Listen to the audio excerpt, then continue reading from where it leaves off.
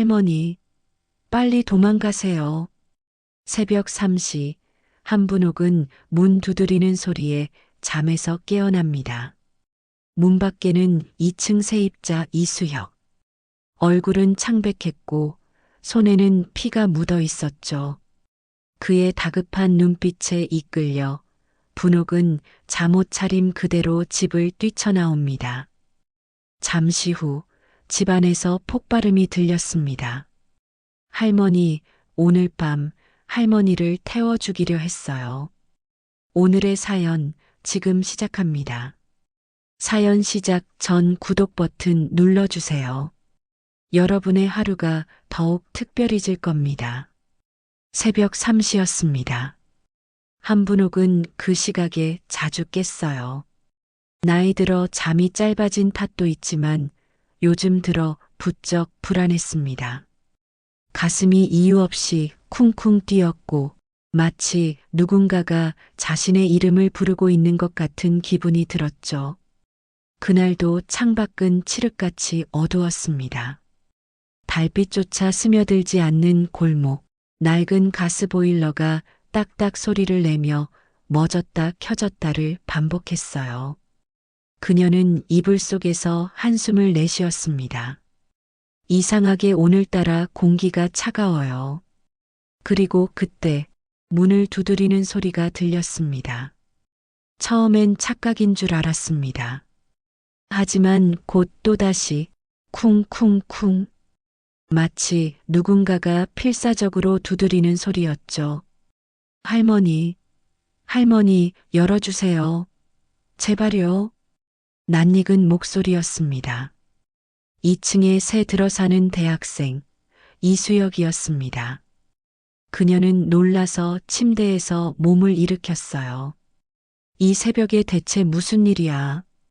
분옥은 서둘러 스웨터를 걸치고 문 앞으로 갔습니다. 도어락 비밀번호를 누르려는데 손이 덜덜 떨렸어요. 혹시 강도면 어쩌죠? 아니, 수혁인 착한 애예요. 그럴 리 없어요. 그녀는 자신에게 그렇게 말하며 문을 열었습니다. 문이 열리자 수혁의 얼굴이 눈에 들어왔습니다. 얼굴이 새하얗게 질려 있었고 숨이 거칠게 오르내렸습니다. 손에는 휴대폰과 열쇠꾸러미가 들려 있었죠. 할머니, 지금 바로 나가요. 늦으면 안 돼요. 무슨 일이야? 왜 그래, 수혁아? 나중에 말씀드릴게요. 지금은 빨리 나가셔야 해요. 지금 위험해요. 그녀는 눈을 깜빡였어요. 수혁은 평소 조용하고 예의 바른 청년이었는데 그의 눈빛 속엔 명백한 공포가 있었습니다. 그 공포는 가식이 아니었어요. 그건 누군가를 잃을지도 모른다는 두려움이었습니다. 이게 무슨 소리야? 왜 위험해? 할머니, 제발요. 지금은 묻지 말고 따라와요. 진짜 단 1분만 늦으면 후회하실 거예요. 그녀는 심장이 내려앉았습니다. 무언가 이상했습니다. 그 말에는 현실감이 있었어요. 본능적으로 느꼈죠. 지금 이 집에 있으면 안 돼요. 그녀는 급히 지갑과 휴대폰, 집 열쇠만 챙겼습니다. 문을 나서며 슬리퍼를 신은 채 계단을 내려갔습니다. 도대체 왜 이러니? 무슨 일이야? 그녀는 계속 중얼거렸습니다. 밖으로 나왔을 때 공기가 매섭게 차가웠습니다. 수혁은 한 손으로 그녀를 부축하며 골목 끝으로 향했습니다. 그 순간 뒤에서 낮고 짧은 틱 소리가 났어요. 그리고 다음 순간 펑! 불길이 창문 밖으로 솟구쳤습니다. 그녀가 살던 2층 방이었습니다. 어머나 세상에. 분옥은 그 자리에 주저앉았습니다. 그녀의 입에서 비명이 터졌어요. 불길이 순식간에 천장을 삼키며 번졌습니다. 유리창이 깨지고 커튼이 타들어갔습니다. 저게 내 방이에요. 내 방이. 수혁은 그녀를 붙잡고 말했습니다. 할머니, 정신 차리세요. 지금 나가야 돼요. 사람들이 보기 전에 찜질방으로 가요. 빨리요. 그들은 골목을 빠져나와 24시간 찜질방으로 향했습니다. 새벽의 공기는 서늘했고 분옥의 손끝은 얼음처럼 차가웠습니다. 찜질방 안에 들어서자 따뜻한 공기가 느껴졌지만 그녀의 몸은 여전히 떨렸어요. 이게 무슨 일이야, 수혁아. 가스라도 터진 거야? 아니요. 그의 목소리는 단호했습니다. 그건 사람이 일으킨 불이에요. 무슨 말이니, 사람이? 며느리분이 할머니를 죽이려 했어요. 분옥은 순간 아무 말도 할 수 없었습니다. 귀가 멍했습니다. 뭐라고? 서린이가? 그 애가 왜 나한테 왜 그러겠니? 수혁은 휴대폰을 꺼내 한 파일을 보여줬습니다. 녹음된 음성이 흘러나왔어요. 낯익은 목소리, 부드럽고 조용한 며느리의 목소리. 불이 나도 이상하지 않게 처리해야 돼요. 그 노인은 이제 정리해야 해요. 보험금은 당신 계좌로 넣을게요. 분옥의 얼굴이 하얗게 질렸습니다. 그녀는 손으로 입을 막았어요. 그건 아니야. 그럴 리 없어. 서린이는 내 며느리야. 지훈이 아내야. 우리 아들을 사랑하는 여자라고. 할머니, 그 여자는 그런 사람이 아니에요.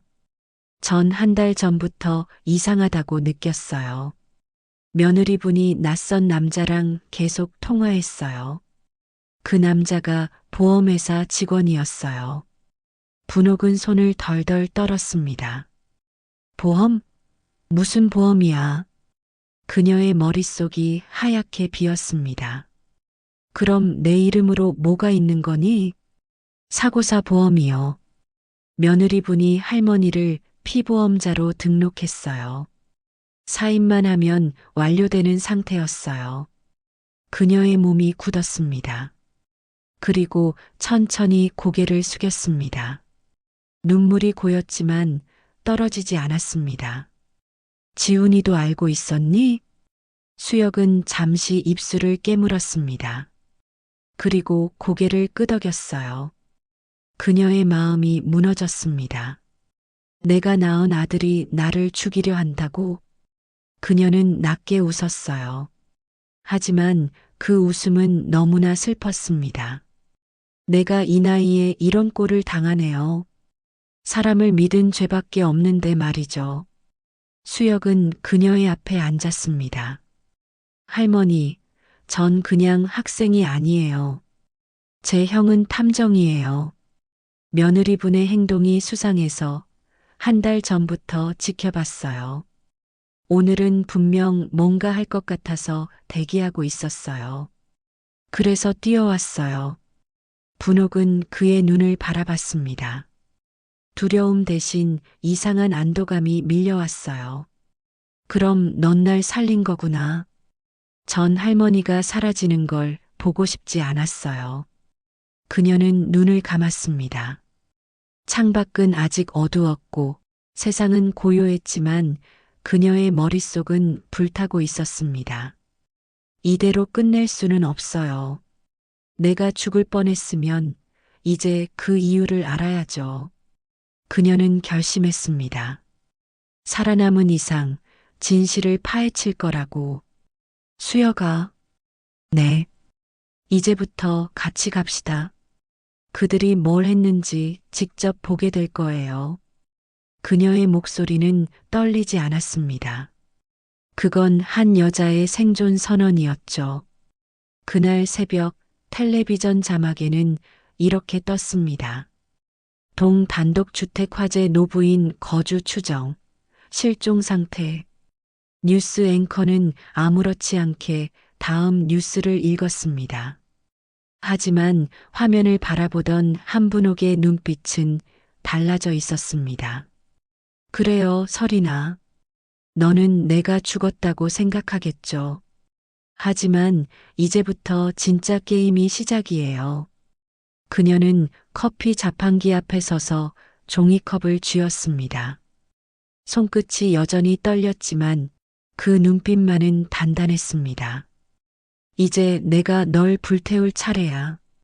그녀의 낮은 목소리가 찜질방 안에 따뜻한 공기를 가르며 사라졌습니다. 한분옥은 그날 이후 집으로 돌아가지 않았습니다. 불길은 완전히 꺼졌지만 그녀의 삶은 이미 잿더미가 되어 있었죠.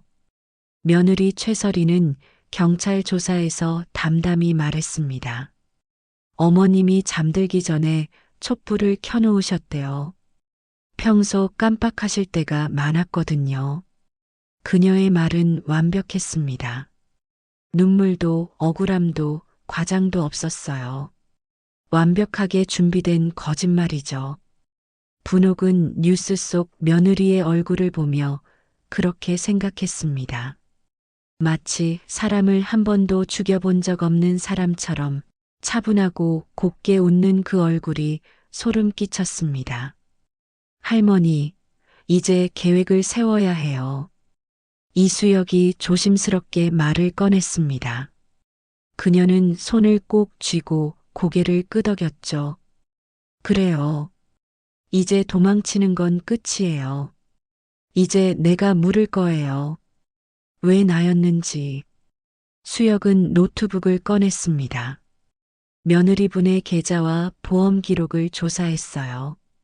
3년 전부터 여러 보험사와 계약이 반복됐더라고요.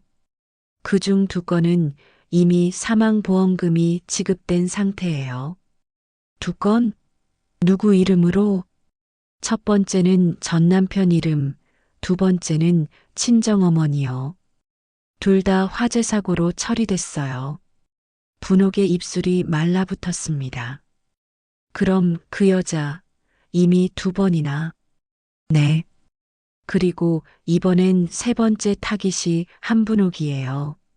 수혁의 말이 방 안에 메아리 쳤습니다. 분옥은 천천히 눈을 감았어요. 머릿속엔 떠오르는 장면들이 있었습니다. 설인이 식탁 위에 놓았던 촛불, 기름 냄새가 났던 주방, 그리고 그녀가 건넨 말. 어머님, 요즘 너무 피곤해 보이세요. 홍삼즙 드시고 푹 주무세요. 그때 느꼈던 이상한 냄새, 이제야 의미가 분명해졌습니다. 그날도 이미 준비하고 있었던 거예요. 분옥은 손으로 얼굴을 감쌌습니다. 심장이 쿵쿵 울렸어요. 분노와 두려움 그리고 배신이 한꺼번에 밀려왔습니다. 설인이는 그렇다 쳐요.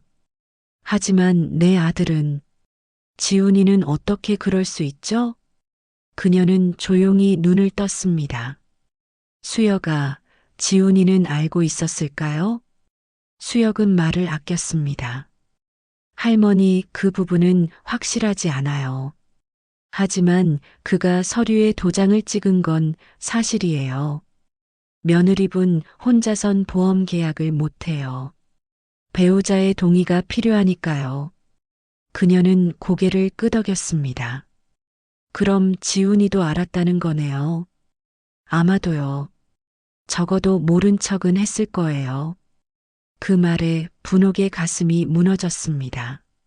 눈물이 흐르려 했지만 이상하게 나오지 않았습니다. 그녀는 그냥 웃었습니다. 내가 그 애를 얼마나 아꼈는데, 어린 시절 감기에 걸리면 밤새 이마에 찜질을 해줬죠. 그런데 그 손이 이제 날 죽이려 했네요. 그녀는 천천히 손을 내려다봤습니다. 주름진 손등, 굳은 살, 그리고 불길에 그을려 까맣게 탄 손톱 하나. 이 손은 아들을 살리려고 평생 일했는데, 이젠 그 손이 내 생명을 지키게 됐네요. 며칠 후 수혁은 형 이태연을 데려왔습니다.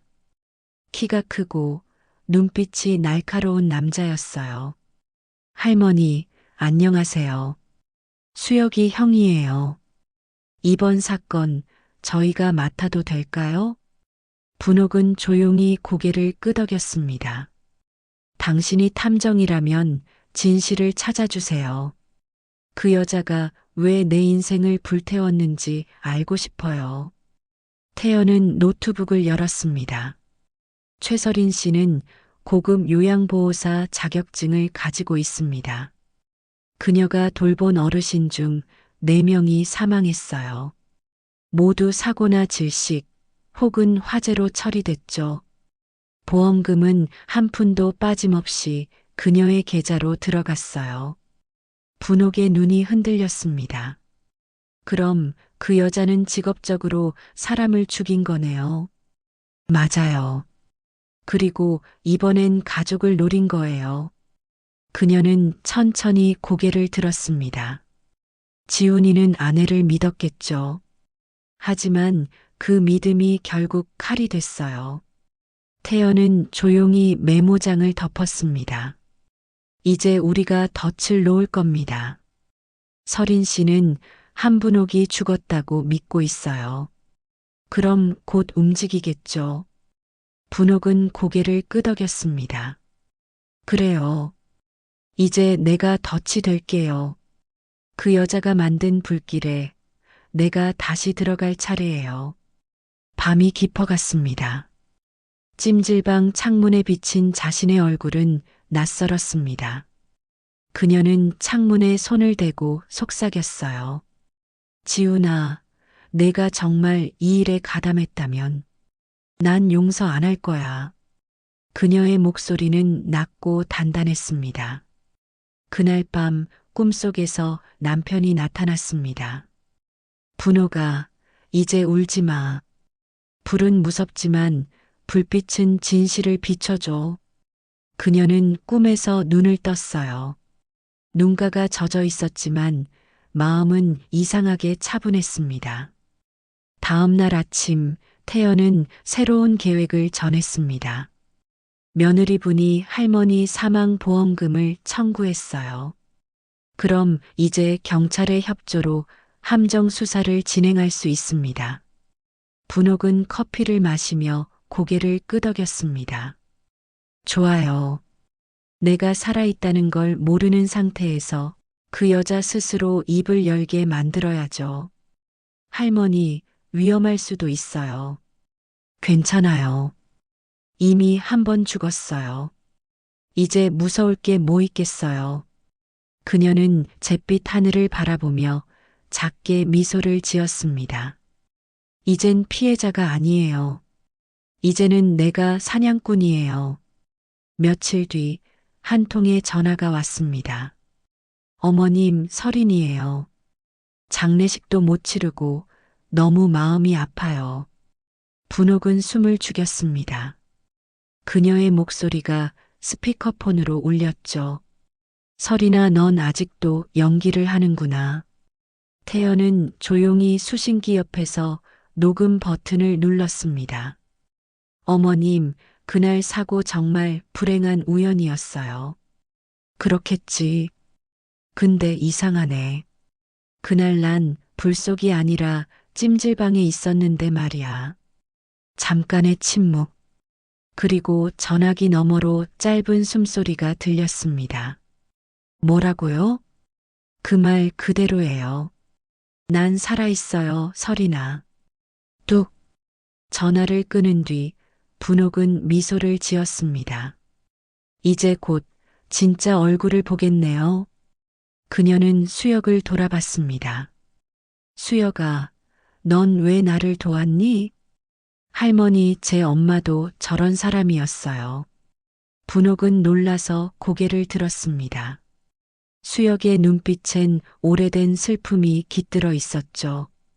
엄마가 보험금 때문에 아빠를 죽였어요. 그걸 본 뒤로 전 이런 일을 막고 싶었어요. 그녀는 손을 뻗어 그의 어깨를 잡았습니다. 그럼 우린 같은 상처를 가진 사람들이네요. 네. 하지만 이번엔 우리가 이길 거예요. 분옥은 천천히 고개를 끄덕였습니다. 그래요. 이번엔 우리가 불을 붙이는 쪽이죠. 그녀는 다시 창밖을 바라봤습니다. 해가 뜨고 있었습니다. 밤새 내린 눈이 골목을 덮고 있었어요. 그녀는 속삭였습니다. 불이 무섭다고 생각했죠. 하지만 이젠 알아요. 불은 무섭지 않아요. 진짜 무서운 건 사람의 욕심이에요. 한분옥은 찜질방 구석 의자에 앉아 있었습니다. 밤새 잠을 이루지 못했어요. 눈을 감으면 타오르던 불길이 떠올랐습니다.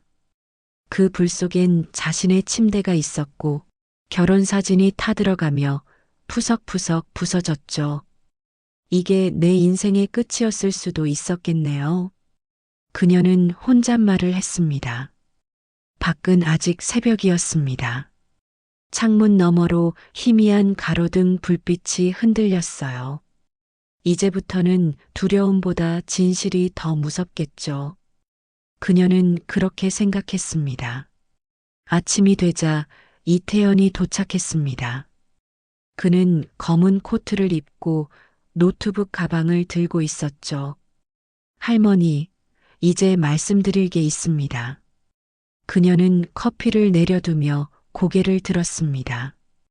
이제 그 여자의 진짜 얼굴을 봐야겠죠. 태연은 서류를 펼쳤습니다. 그 안에는 오래된 사망신고서, 보험 내역서, 그리고 신문 스크랩 몇 장이 들어 있었습니다. 이건 최설인 씨의 전 남편 기록입니다. 2013년 교통사고로 사망. 당시 가입된 보험금은 2억 원. 수혜자는 설인 씨. 그녀는 손끝이 저릿했습니다. 그리고 2016년 설인 씨가 요양보호사로 일하던 집의 어르신이 사망했어요. 화재 사고였고 보험금 1억이 지급됐죠. 분옥은 침묵했습니다. 말을 하려 했지만 목이 메어 나올 수가 없었어요. 그녀는 단 한 사람만을 믿었죠. 아들 지훈의 아내.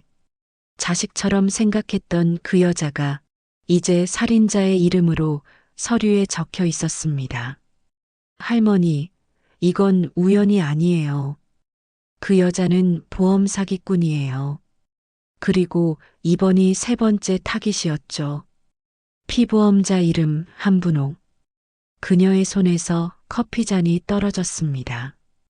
바닥에 닿은 잔이 쨍 소리를 냈죠. 그녀는 멍하니 바닥을 바라봤습니다. 그럼 그 여자는 내가 아들을 키워서 만들어준 인생을 이용해서 날 죽이려 한 거네요. 그렇습니다. 태연은 조용히 고개를 끄덕였습니다. 그리고 지훈 씨도 서류에 도장을 찍었습니다. 뭐라고요? 피보험자의 가족 동일안에 박지훈 씨의 서명이 있었습니다. 그녀는 숨을 삼켰습니다. 가슴이 찢어질 듯 아팠습니다. 손으로 입을 가렸지만 떨리는 숨소리가 새어나왔어요. 내가 낳은 애가 결국 날 파는데 도장을 찍었단 말이죠. 태연은 아무 말도 하지 않았습니다. 그녀가 스스로 이 말을 받아들일 시간을 주고 싶었어요. 분옥은 고개를 떨군 채 한참을 앉아 있었습니다. 이게 현실이에요. 이게 내가 만든 가족의 얼굴이에요. 그날 오후 수혁은 작게 울리는 무전기를 들고 다가왔습니다. 할머니, 함정 수사 허가가 났어요. 그럼 이제 그 여자를 잡을 수 있는 거죠? 네. 하지만 함정에 빠뜨리려면 할머니가 직접 나서야 해요. 그녀는 눈을 감고 숨을 고르더니 고개를 끄덕였습니다. 좋아요. 이제 숨지 않을 거예요. 며칠 후 덫이 준비됐습니다. 한분옥 향년 73세 발인 2월 16일. 가짜 부고가 지역 온라인 커뮤니티에 올랐습니다. 뉴스 속에선 동주택 화재, 노모 사망 추정 이라는 자막이 반복 재생되고 있었죠. 태연은 모니터를 바라보며 말했습니다. 그 여자는 이걸 본 순간 움직일 겁니다. 보험금을 청구하기 위해서. 정확했습니다. 이틀 뒤 최설이는 보험회사에 전화를 걸었어요. 남편의 어머니가 돌아가셔서요. 필요 서류는 제가 직접 제출하겠습니다. 그 통화 내용은 전부 녹음되고 있었습니다. 태연이 미소를 지었습니다. 이제 한 발 남았어요. 할머니가 살아있다는 걸 보여줘야 해요. 밤이 되자 분옥은 조용히 차 안에 앉아 있었습니다. 손에는 낡은 우산이 쥐어져 있었고 무릎 위엔 그녀가 직접 쓴 쪽지가 놓여 있었죠. 불은 사라지지만 죄는 남아요. 그녀는 그 쪽지를 설인에게 전할 생각이었습니다. 수여가 정말 괜찮을까? 괜찮아요. 경찰이 근처에 대기 중이에요. 이번엔 절대 실패 안 해요. 그날 밤 9시 차 문이 열렸습니다. 검은 코트를 입은 여자가 조심스레 들어섰어요. 어머님? 그녀의 목소리가 떨렸습니다. 그래, 나야. 살아계셨네요. 세상에, 정말 다행이에요. 다행이라고? 내가? 분옥의 입가에 미묘한 웃음이 스쳤습니다. 그날 불 누가 냈을까? 저도 몰라요. 가스가 샌 줄도 몰랐어요. 거짓말. 그녀는 단호하게 잘라 말했습니다. 너 그날 내 방 창문 열어놨지. 불붙은 방향이 거기서 시작됐어. 설인의 얼굴이 굳었습니다. 어머님, 오해세요. 오해라? 그녀는 천천히 자리에서 일어났습니다. 넌 내 아들을 이용했지. 사랑이 아니라 돈이었잖아. 어머님, 그만 설이나. 다 녹음되고 있어. 그녀는 주머니에서 녹음기를 꺼냈습니다. 불도 보험도 다 내 입에서 나왔어. 그 순간 문 밖에서 플래시가 터졌습니다. 경찰이 들이닥쳤고 설이는 비명을 질렀습니다. 이건 조작이에요. 함정이에요. 그래, 함정이지. 하지만 내가 파놓은 함정에 내가 빠졌을 뿐이야. 최설이는 현장에서 체포됐습니다. 그러나 분옥의 표정은 결코 시원하지 않았어요. 경찰차에 태워지는 설인이 외쳤습니다. 지훈이도 알았어. 나 혼자 아니야. 그 한마디에 그녀의 심장이 멈췄습니다. 뭐라고? 지훈이가?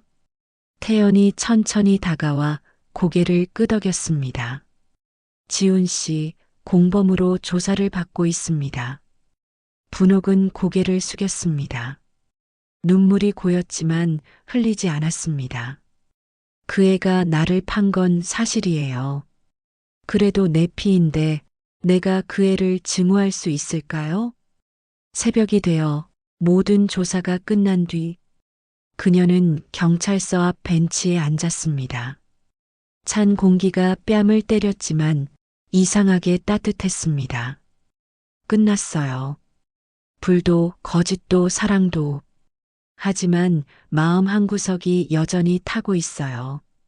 그녀는 하늘을 올려다봤습니다. 구름 사이로 여명이 비치고 있었어요. 태연이 다가와 말했습니다. 할머니, 이젠 쉬셔야 해요. 그래요. 이제 좀 쉬어야겠죠. 하지만 잠은 안 올 거예요. 그녀는 미소를 지었습니다. 이젠 불이 무섭지 않아요. 오히려 불빛이 고마워요. 그 불이 진실을 밝혀줬으니까요. 그날 저녁 신문 일면에는 이렇게 적혀 있었습니다. 보험금 노린 살인사건, 시어머니의 용기로 검거. 분옥은 기사를 접어 조용히 품에 넣었습니다. 그녀의 눈빛은 고요했지만 깊었습니다. 이제 진짜 복수를 시작해야겠네요. 복수요? 수혁이 물었습니다. 그래요. 이제 그들의 죄는 밝혀졌지만 내 마음은 아직 불타고 있잖아요. 그 불을 식히는 건 내가 다시 살아가는 거예요. 그녀는 그렇게 말하고 창밖에 가로등 불빛을 바라보았습니다. 이제 불은 나를 태우지 않아요. 이제 내가 불이 됐어요. 한분옥은 다시는 불을 피우지 않았습니다. 그녀에게 불은 이제 사건이었고 동시에 심장이었어요. 불이 타올라야만 진실이 드러났고 불이 꺼져야만 사람의 얼굴이 보였죠. 그녀는 여전히 찜질방 한켠에서 지냈습니다. 다리가 저리고 허리가 쑤셔도 어둠 속에서 혼자 있는 것이 오히려 편했습니다. 밤마다 들리는 난방기 소음은 이제 그녀의 심장 박동처럼 들렸죠. 조용할수록 세상이 선명해져요. 이젠 누가 나를 속이는지 다 들려요. 며칠 뒤 이태연이 서류 봉투를 들고 왔습니다. 그의 표정은 단호했습니다. 할머니, 공판 준비가 끝났습니다. 하지만 최설인 씨가 여전히 모든 걸 부인하고 있어요. 분옥은 커피를 한 모금 마시며 물었습니다. 지훈이는 묵비권을 쓰고 있습니다. 검찰 쪽에서 공범으로 기소할 가능성이 높아요. 그녀의 손이 잠시 멈췄습니다. 그래요. 이제 그 애도 불 속에서 나와야죠. 그녀는 말끝을 삼켰지만 눈빛은 흔들리지 않았습니다. 그 애가 날 판 건 사실이에요. 그래도 내 피잖아요. 피는 미워해도 타서 없애진 못하죠. 태연이 조심스럽게 말을 이었습니다. 설인 씨가 오늘 저녁에 당신 집 근처를 다시 찾을 겁니다. 보험회사 서류 문제 때문이라며 대리인과 접촉했어요. 아마 마지막으로 확인하러 오겠죠. 그녀는 천천히 고개를 끄덕였습니다. 좋아요. 이번엔 내가 기다릴게요. 그날 밤 공기는 매섭게 차가웠습니다.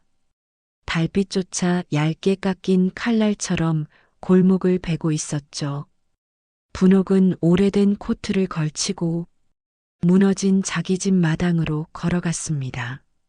검게 그을린 벽, 타버린 커튼, 그 위에 희미하게 남은 냄새. 이 냄새가 아직 남아있네요. 죽음의 냄새.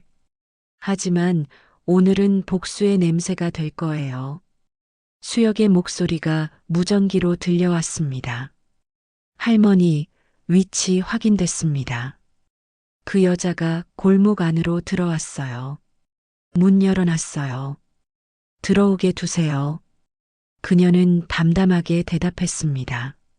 문이 열렸습니다. 설인이 조심스레 들어섰습니다. 그녀의 코트 끝자락이 바닥에 재를 스쳤습니다. 어머님 정말 살아계셨네요. 그녀의 목소리는 떨리고 있었지만 눈빛은 여전히 계산적이었습니다. 그래. 불 속에서 널 얼마나 원망했는지 알아? 전 그런 의도가 아니었어요. 가스가 샌 줄도 몰랐어요.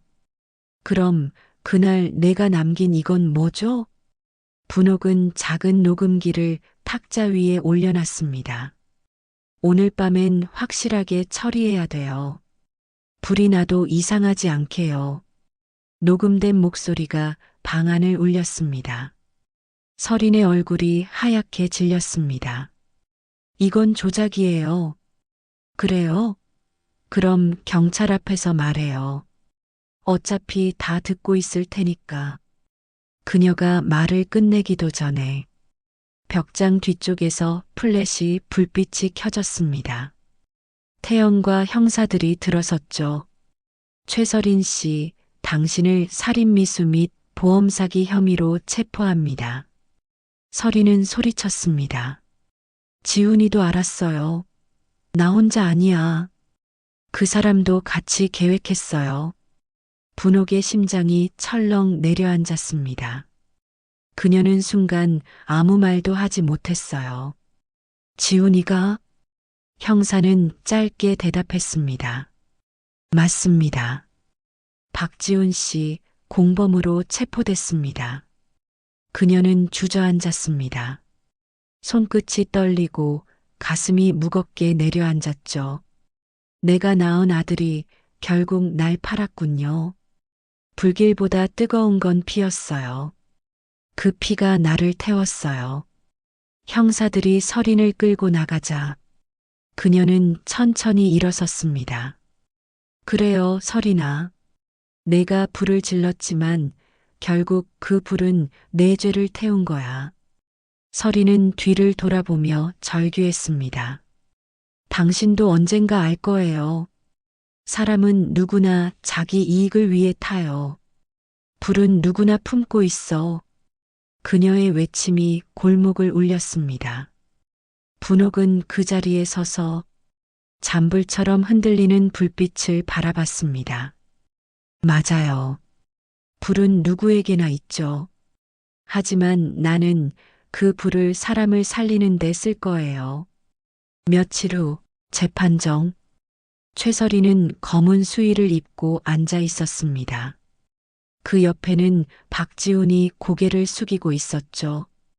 분옥은 증인석에 섰습니다. 그날 저는 제 손으로 창문을 닫지 않았어요. 누군가 대신 열었죠. 그리고 그게 내 며느리였어요.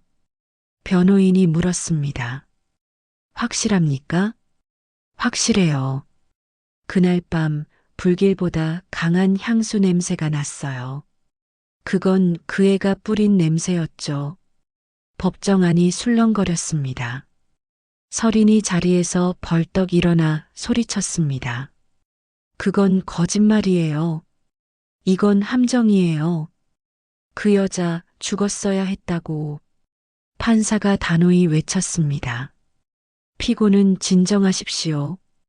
분옥은 조용히 그녀를 바라봤습니다. 그래요. 나도 그날 그렇게 생각했죠. 차라리 죽는 게 나을 거라고. 하지만 불은 나를 태우지 않았어요. 대신 내 가면을 태웠지. 선고일. 판사가 판결문을 읽었습니다.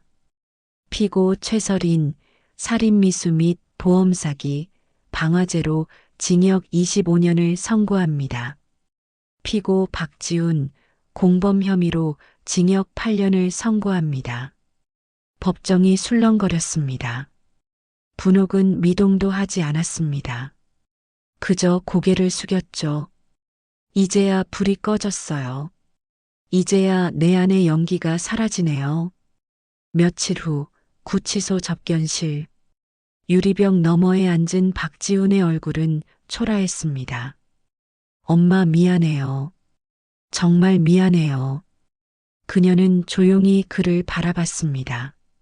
넌 아직 내 아들이야. 하지만 이제부터는 그 죄와 함께 살아야 해.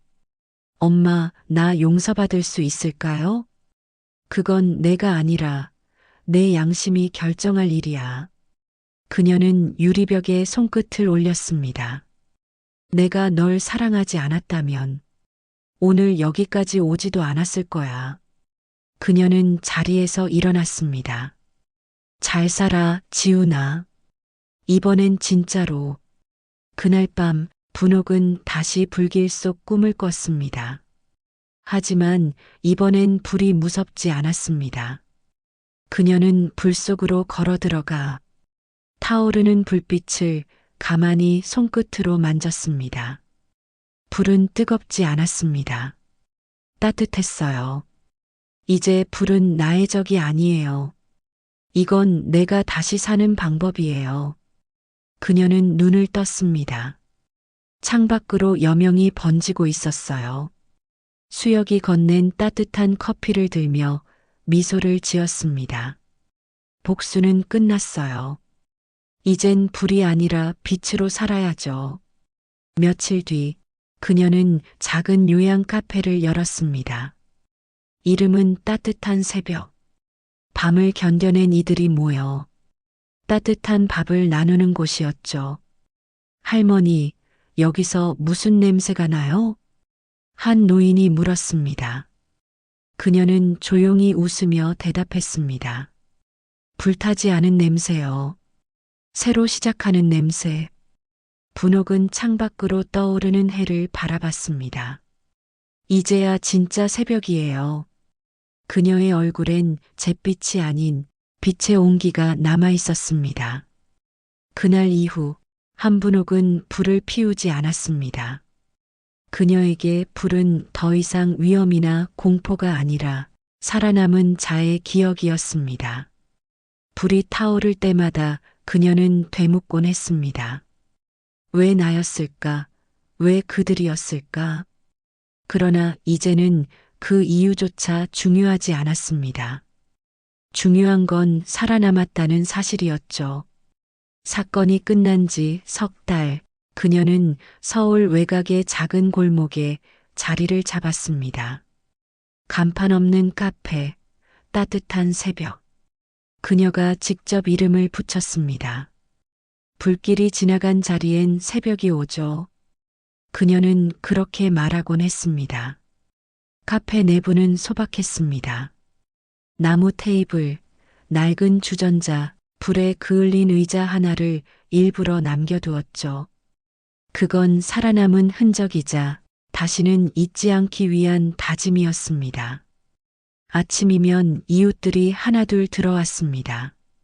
밤새 잠을 설친 노인, 시집간 딸에게서 연락이 끊긴 할머니, 가족의 빚으로 집을 잃은 중년 부부까지. 그들은 말없이 자리에 앉아 뜨거운 커피 한 잔을 들고 있었습니다. 분옥은 그들에게 따뜻한 밥과 미소를 내어줬습니다. 여긴 손님이 오는 곳이 아니에요. 살아남은 사람들이 다시 숨 쉬는 곳이에요. 그녀의 말에는 꾸밈이 없었습니다. 늦은 오후 문이 조용히 열리며 익숙한 목소리가 들렸습니다. 할머니, 저예요. 이수역이 들어왔습니다. 이제는 정장을 입은 청년이 되어 있었죠. 그녀는 반가운 미소로 그를 맞았습니다. 그래, 우리 수역이 잘 지냈어요? 네. 이제는 제 이름으로 된 탐정사무소를 열었어요.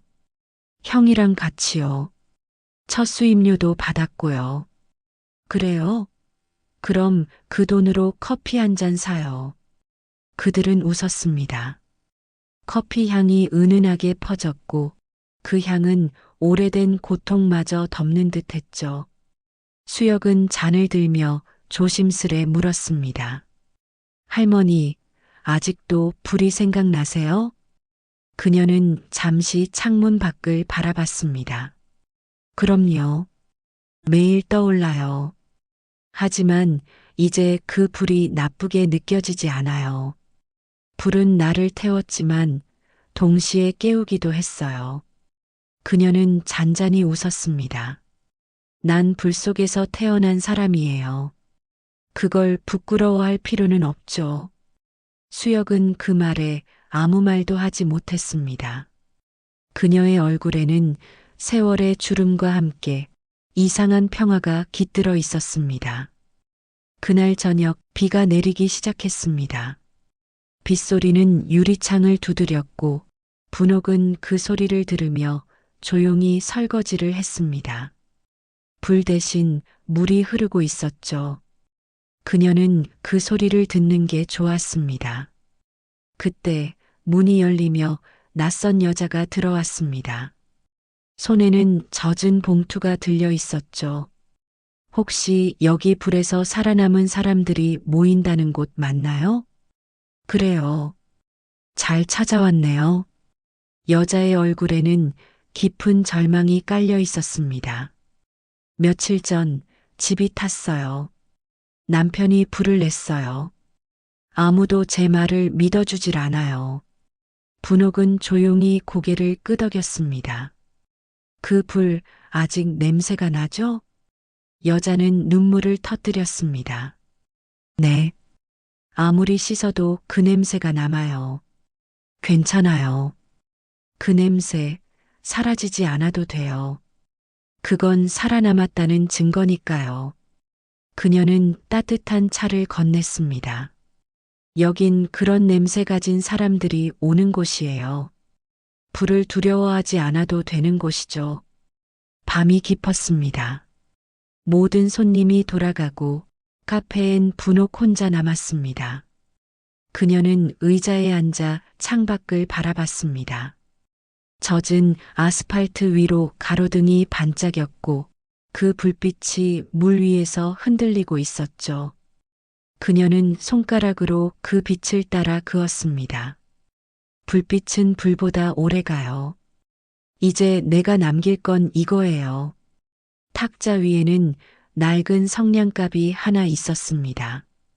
그녀는 그것을 열었습니다. 안에는 단 한 개비의 성냥이 남아 있었습니다. 그녀는 조용히 성냥개비를 꺼내 들었죠. 이건 복수의 불이 아니에요. 이젠 기억의 불이에요. 그녀는 성냥을 부러뜨렸습니다. 탁! 작은 소리와 함께 어둠이 완전히 꺼진 듯 했죠. 하지만 이상하게도 그녀의 마음속은 환했습니다. 며칠 후 신문 구석에 조그만 기사가 실렸습니다. 보험 사기 생존자 한분옥 씨, 피해자 재활 지원 재단 따뜻한 새벽 설립. 그녀는 그 신문을 접어 커피잔 밑에 조용히 끼워 넣었습니다. 그리고 혼잣말을 했습니다. 이젠 불이 아니라 사람을 살릴 차례예요. 그날 오후 이태영과 수혁이 카페에 찾아왔습니다. 할머니, 축하드려요. 기사 봤어요. 진짜 멋져요. 그녀는 웃었습니다. 멋지다니요. 그냥 내가 할 수 있는 일을 하는 거죠. 불길이 사라지면 누군가는 불빛을 남겨야 하잖아요. 이제 진짜 끝났네요. 끝이라니, 이게 시작이에요. 난 아직 살아있고 이 빛도 계속 켜져 있으니까요. 그녀는 그렇게 말하며 커피 머신 스위치를 눌렀습니다. 기계의 소음과 함께 카페 안엔 구수한 향이 퍼졌습니다. 밤이 찾아왔습니다. 분옥은 문을 닫기 전 창가에 앉아 마지막 커피를 내렸습니다. 그녀는 잔을 두 손으로 감쌌습니다. 이 커피 냄새가 불냄새를 덮을 줄은 몰랐어요. 하지만 이제 알아요. 세상 모든 냄새는 결국 사람의 손끝에서 나와요. 그녀는 창밖의 가로등을 바라보며 속삭였습니다. 이젠 내가 불이에요. 하지만 사람을 태우는 불이 아니라 사람을 데우는 불이죠.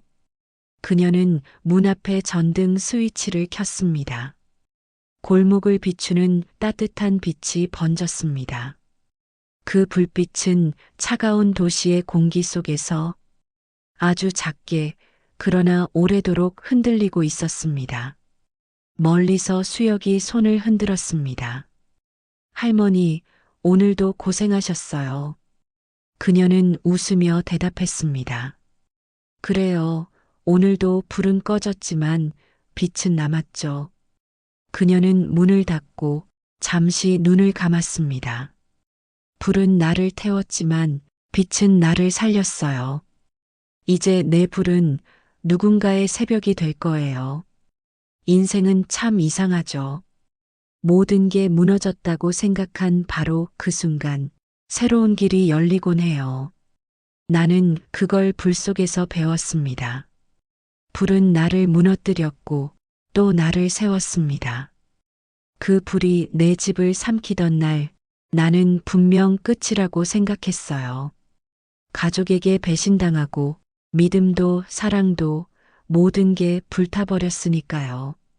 하지만 지금 돌이켜보면 그건 끝이 아니라 새벽으로 가는 길의 시작이었어요.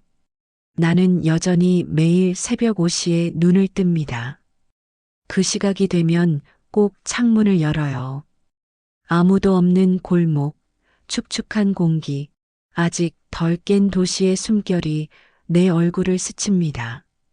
그 공기가 불길보다 훨씬 따뜻하단 걸 나는 이제 알아요. 그때마다 나는 속삭이죠. 새벽은 다시 사는 시간이에요. 어느 날이었어요. 카페 문을 닫고 귀가하려는데 문 앞에서 낯선 남자가 기다리고 있더군요.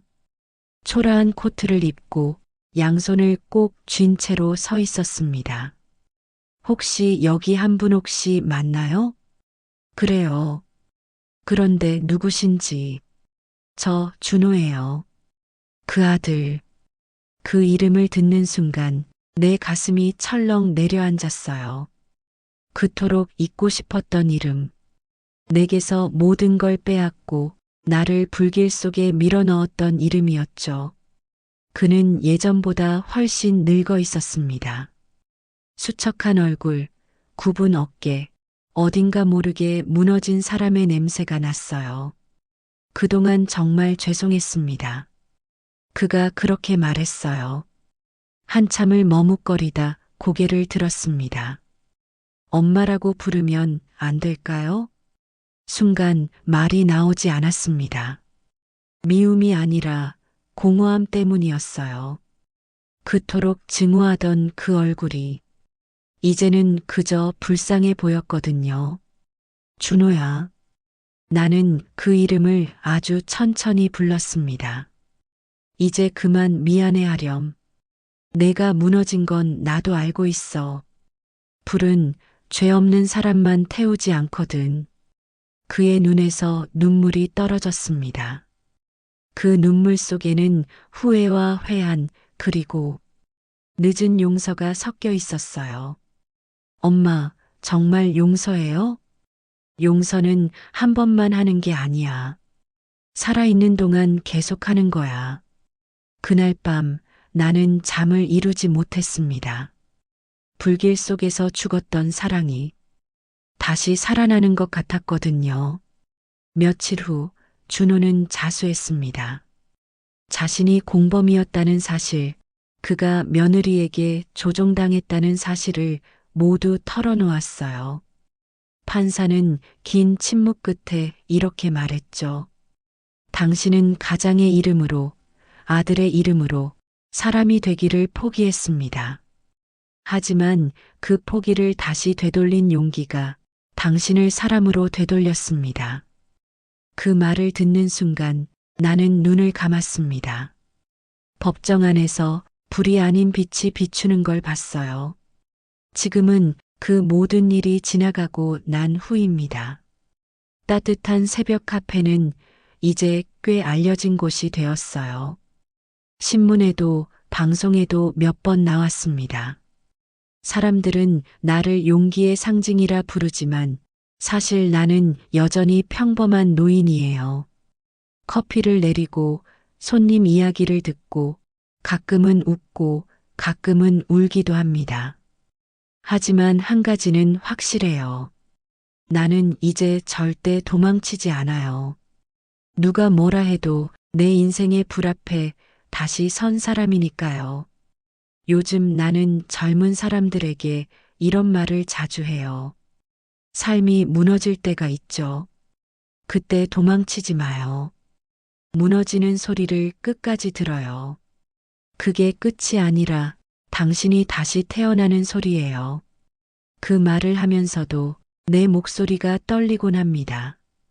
그건 슬퍼서가 아니라 이제야 진심으로 알기 때문이에요. 세상은 냉정하고 잔인하지만 그래도 한 가지 진실은 변하지 않아요. 사람은 버텨낸 만큼 강해진다. 오늘도 새벽이 밝았습니다. 창문을 열자 안개 속에서 햇살이 천천히 피어오릅니다. 그 빛이 내 얼굴을 스치자 눈물이 났어요. 이제야 정말 끝이 났다는 실감이 들었습니다. 아니, 어쩌면 새로운 시작일지도 몰라요. 나는 커피잔을 두 손으로 감쌌습니다. 뜨거운 온기가 손끝에서 심장으로 번졌습니다.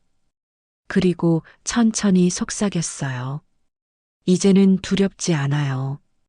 불을 견딘 사람은 어떤 어둠도 이길 수 있으니까요. 만약 이 글을 보고 있는 당신이 지금 어둠 속에 있다면, 불길이 무섭게 느껴진다면 그냥 기억하세요. 불은 당신을 삼키러 오는 게 아니라 당신 안의 빛을 깨우러 오는 거예요. 그러니 도망치지 말고 견뎌요. 울어도 괜찮아요. 쓰러져도 괜찮아요. 단 하나, 다시 일어서기만 하면 돼요. 이제 나는 진짜 새벽을 맞았습니다. 불은 사라졌고 내 안엔 오직 빛만 남았어요. 이 이야기는 누구에게 복수를 한 여자의 이야기가 아니라 다시 살아난 한 인간의 이야기입니다. 나는 여전히 불을 기억합니다. 하지만 더 이상 두렵지 않아요. 그 불이 내게 말해줬거든요. 너는 끝난 게 아니라 이제 시작이야. 그래요. 나는 이제 시작이에요. 그리고 당신도 시작할 수 있어요. 불을 건너면 새벽이 옵니다.